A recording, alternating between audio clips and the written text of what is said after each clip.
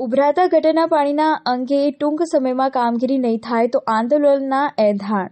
પાટણ જિલ્લાના રાધનપુર ખાતે આવેલ નાગોરીવાસ સહિત સથવારાવાસ ખાતે મીઠા પાણીની પાઇપલાઇન મંજૂર નહીં થતાં લોકોમાં આક્રોશ જોવા મળ્યો છે. તો બીજી તરફ ગટરની સાફ સફાઈ લઈને અનેક પ્રશ્નો જોવા મળી રહ્યા છે. લોકોના કયા મુજબ પાલિકામાં અનેકવાર રજૂઆતો કરાઈ છે, પરંતુ જાડી ચામડીના સત્તાધીશો દ્વારા કોઈ યોગ્ય નિકારણ નહીં થતા અને સાફ સફાઈને લઈને કોઈ નિકાલ નહીં થતા આખરે સ્થાનિકોએ ગાંધી ચિંધ્યા માર્ગે આંદોલન કરવાની ચીમકી ઉચ્ચારી છે. વાત કરવામાં આવે તો રાધનપુરના વોર્ડ નંબર 2 થી 7માં શહેર કોંગ્રેસ પ્રમુખ વિષ્ણુદાન ઝુલા તેમજ મહિલા મોરચાના પ્રમુખ જ્યોતિબેન જોશી સહિતના અગ્રણીઓ નાગોરીવાસના આગેવાનો સહિત મુલાકાતે પહોંચતા વિસ્તારમાં ચોંકાવનારી વિગતો સામે આવી હતી.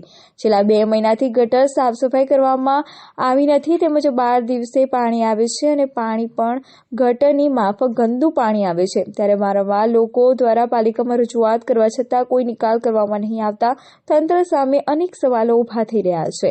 રાધનપુર પાલિકાના ચીફ ઓફિસર તેમજ પાલિકાના વહીવટદાર મામલતદારને લોકો દ્વારા વારંવાર રજૂઆતો કરવા છતાં આજ દિન સુધી કોઈ નિકાલ નહીં થતા લોકો ત્રાહિમામ પોકારી ઉઠ્યા છે.